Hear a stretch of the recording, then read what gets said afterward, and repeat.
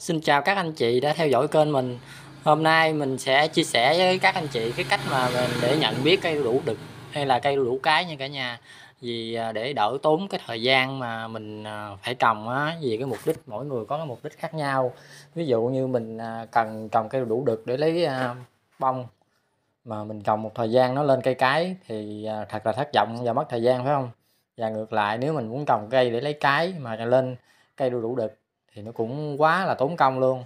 Hôm nay mình sẽ chia sẻ cái cách để cho cả nhà mình cùng tham khảo cái cách mà mình nhận biết cây đu đủ đực hay cây đu đủ cái nha, ngay từ lúc mà nó còn nhỏ luôn. Và nó có nhiều cách khác nhau nha. Còn tùy vào cái khả năng nhận biết của các anh chị nữa, như cây đu đủ trước mặt mình nè ha. Đây là cây đu đủ cái nè, nó chính xác là cây đu đủ cái, đã nó cho ra cái như thế này rồi, mình không còn bàn cãi nữa nha. Vậy mình nhận định nó như thế nào đây? Cả nhà nhìn xem cái cái cuốn lá của nó ha. Cái cuốn lá của nó là xanh, màu xanh, đặc biệt là màu xanh nha. Nó có cái màu xanh như thế này là cây đủ cái nha. Còn một số cuốn lá mà có hơi màu tím tím hoặc đen á là nó là chắc chắn là cây đu đủ đực. Cả nhà chú ý ha. Đó. Rồi, giờ mình cho cây coi cây đu đủ này hơi nhỏ hơn tí nè. Ở sau hai cây táo nè. Đây, cây này nhỏ hơn tí nè.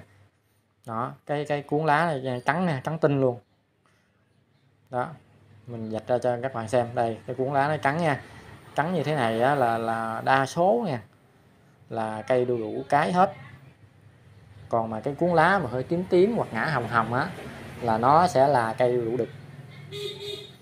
Còn những cái cây nhỏ như thế này á thì mình làm sao nhận biết? Đây, cả nhà xem ha, nó nhỏ như thế này á thì mình coi cái gốc nó. Đây, cái gốc nó ở dưới mà to, ở trên mà nhỏ là đu đủ cái ha. Đó, tức là nó không có thon á. Nếu như mà còn nhỏ như thế này mà cái gốc nó thon ở trên với dưới bằng nhau hết á là đu đủ đực. Còn này ở dưới nó lớn nè, thấy không? Ở trên nó nhỏ lại, càng lên trên đọt nó càng nhỏ, tức là nó là cái đu đủ cái. Đó. Rồi tiếp theo là đây là hai cây đu đủ nè, nó mọc sát với nhau này ha. Đó, cây nhỏ cây lớn ha. Cây lớn này á là lá nó trắng nè, cái cuốn lá nó trắng nè là đu đủ cái nè. Còn cây nhỏ nè, cái cuốn lá nó hơi tím tím, cả nhà thấy không, là nó là đu đủ đực. Rồi giờ này em sẽ nhổ nó lên cho cả nhà xem nha. Rồi mình nhận biết từ cái rễ nó luôn. Đây có cách nhận biết khác là xem cái rễ nó. Cái cây đu đủ đực á thì cái rễ nó là rễ cọc ha. Rễ cọc là như thế nào? Đây cái rễ nè, nó có cái rễ dài là như thế này ha. Nó phát triển cái rễ cọc nhiều hơn cái rễ chùm. Còn mà mình muốn biến cây đu đủ đực thành cây đu đủ cái luôn á thì mình có một cách nữa. Sẵn đây em sẽ chỉ luôn ha. Đó, cái rễ này rễ cọc nè. Đây, người ta còn gọi là rễ chuột á. Muốn mà nó từ cây đực biến thành cây cái thì mình ngắt ngang chỗ này.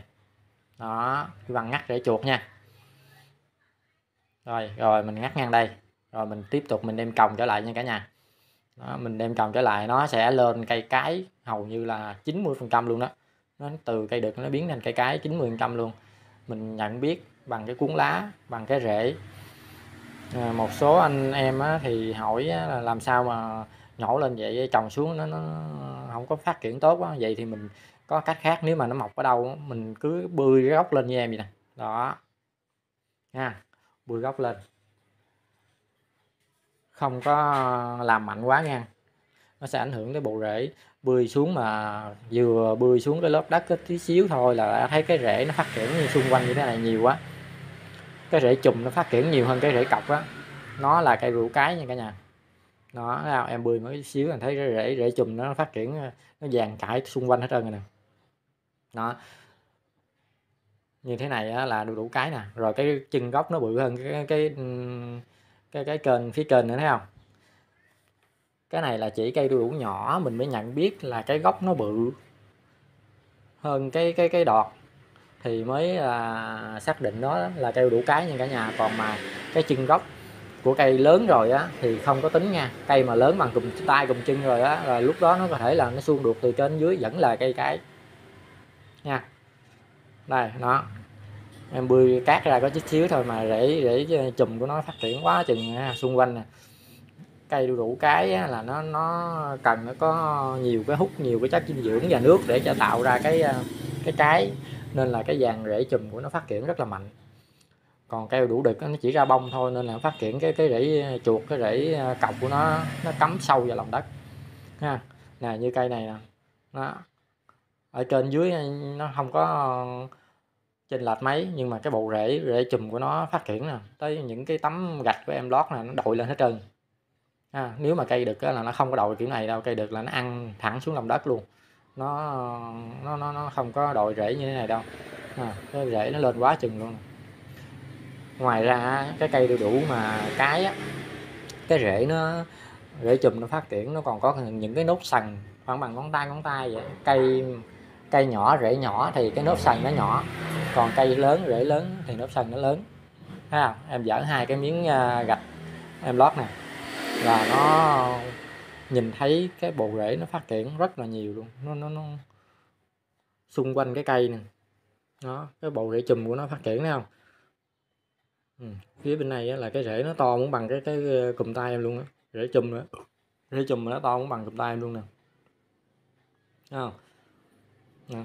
Những cái cây này là nó phát triển bộ rễ như thế này để nó hút chất dinh dưỡng lên nuôi cái, nên là mình phân biệt rất là dễ biết được là đây là những cái cách mà mình một là mình phân biệt về cuốn lá, màu sắc của cuốn lá, hai là phân biệt về cái rễ chùm hay rễ cọc. Nếu mà phát triển rễ cọc nhiều á là đu đủ đực, phát triển rễ chùm nhiều là đu đủ cái.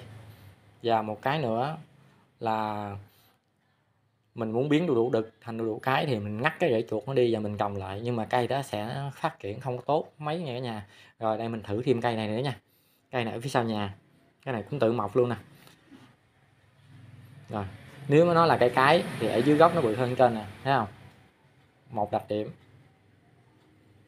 đó. Rồi cái thứ hai là mình bươi gốc ra, nếu mà thấy rễ liền á là nó là đu đủ cái đây đó, bươi gốc ra là thấy cái rễ liền là đu đủ cái đó. Còn mà đu đủ đực là nó có một rễ nó ăn sâu lòng đất, mấy cái rễ này nó phát triển ít lắm, nên là cái lượng đu đủ đực á nó ít hơn cái đu đủ cái, do cái rễ chùm á, nó chi chít hơn, nó phát triển nó chi chít á, nó dễ hút chất dinh dưỡng nên là cái cây nó dễ sống, cái chỗ ít nước nó vẫn sống được. Còn mà đối với cái đu đủ đực á, nó phát triển cái rễ cọc á là nó mà ít nước á, là nó không có phát triển đâu, nó sẽ chết, nên cái lượng mà đu đủ cái lên sẽ nhiều hơn đu đủ đực Còn mà cái phân biệt mà đu đủ cái hay đu đủ đực mà ngay từ lúc hột á, lấy hạt á, là em đã có một cái video hướng dẫn rồi, cả nhà vào kênh mà xem ha. Lúc đó em có làm cái hướng dẫn video rất là tỉ mỉ rồi. Bây giờ em chỉ cái cách phân biệt mà mình, một là nhổ lên, hai là phân biệt về cái cuốn lá, ba là không cần phải nhổ. Thấy cái lớp sần không? Cái rễ này nhỏ nhưng vẫn có lớp sần như thế này đó. Những cái nốt sần này nó là đặc điểm của cái cây rủ cái ha. Em mới bươi xuống chút xíu là đã có cái rễ chùm nó phát triển rồi. Mình bươi rồi mình nhớ lắp lại cho cả nhà kiểm tra, xong lắp lại cho cây nó phát triển, chứ không là nó hư cái cây luôn á.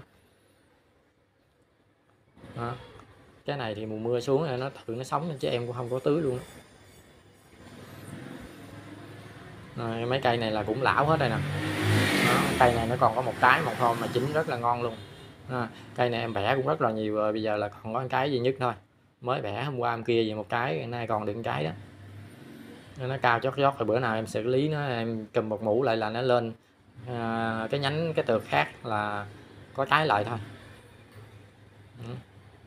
Ở xa xa đó là cái đó là hàng dừa phía sau nhà mình đó. Có thời gian mình sẽ đi hái dừa làm bánh cho cả nhà xem. Còn phía bên kia là hồ tôm nha, cái vuông tôm nhà mình.